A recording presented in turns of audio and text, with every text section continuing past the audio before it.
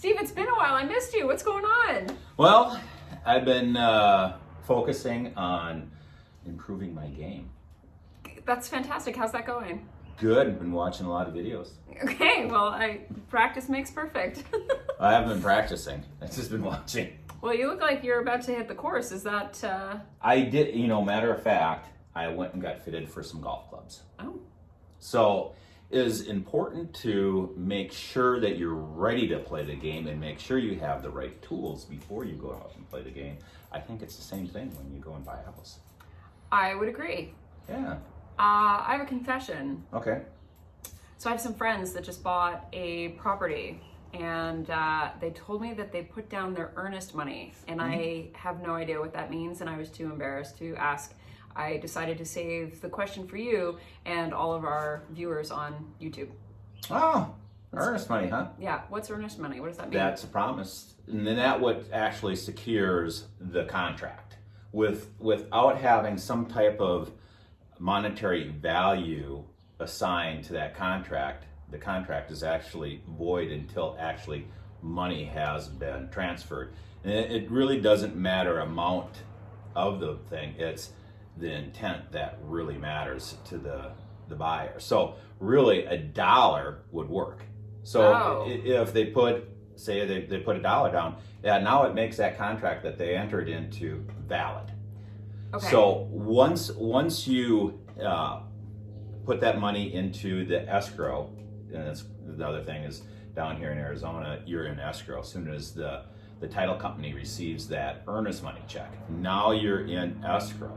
So typically, and it depends on the price range of the house.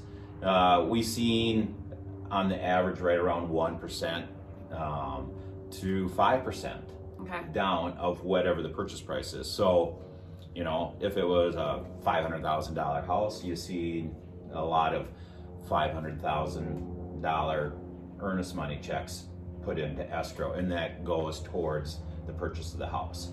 So when it's in a competitive market like it is now, because that money is at risk of losing it if you don't perform on the contract, a lot of people are upping that amount to 5%.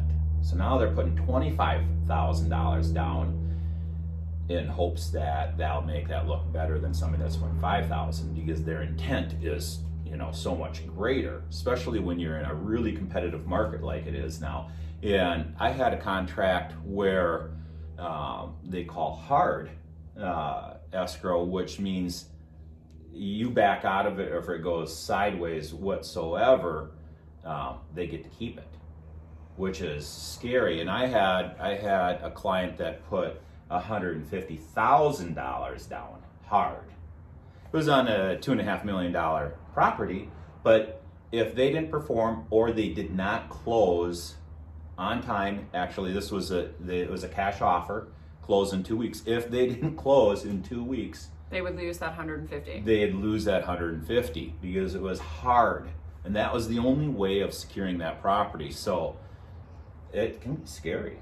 Yeah. So what escrow means is it's the upfront money promising to follow through with the purchase. Okay. Now there's way of say you do a home inspection. Typically here in Arizona we have 10 days to do an inspection on the property after you're in contract, after you're under escrow.